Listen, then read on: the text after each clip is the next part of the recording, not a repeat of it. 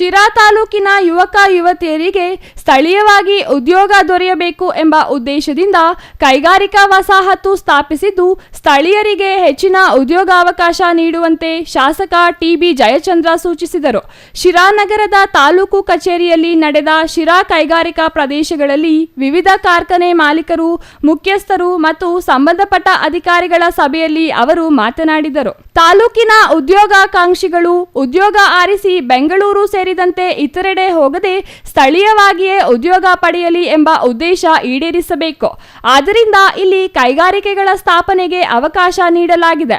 ಸ್ಥಳೀಯವಾಗಿ ಪ್ರತಿಭಾವಂತರಿದ್ದಾರೆ, ಅವರಿಗೆ ಸರಿಯಾದ ತಾಂತ್ರಿಕ ತರಬೇತಿ ನೀಡಿ ಉದ್ಯೋಗಾವಕಾಶ ನೀಡಿ. ಮಹಿಳೆಯರಿಗೆ ಉದ್ಯೋಗಾವಕಾಶ ಕಲ್ಪಿಸಲು ಶೀಘ್ರವಾಗಿ ಶಿರಾದಲ್ಲಿ ಟೆಕ್ಸ್ಟೈಲ್ ಪಾರ್ಕ್ ಸ್ಥಾಪಿಸಲಾಗುವುದು ಎಂದರು. ಶಿರಾ ಕೈಗಾರಿಕಾ ವಸಾಹತು ಪ್ರದೇಶಗಳಲ್ಲಿ ಈಗಾಗಲೇ 4 ಕೊಳವೆ ಬಾವಿ ಕೊರೆಸಲಾಗಿದೆ. ಆದರೂ ನೀರಿನ ಕೊರತೆ ಉಂಟಾಗುತ್ತಿದೆ. ಹೇಮಾವತಿ ನೀರನ್ನು ಕೈಗಾರಿಕಾ ವಸಾಹತು ಪ್ರದೇಶಕ್ಕೆ ಸರಬರಾಜು ಮಾಡಲು ಕ್ರಮ ಕೈಗೊಳ್ಳಬೇಕು ಎಂದು ಕೆಐಎಡಿಬಿ ಅಧಿಕಾರಿಗಳು ಮನವಿ ಮಾಡಿದರು.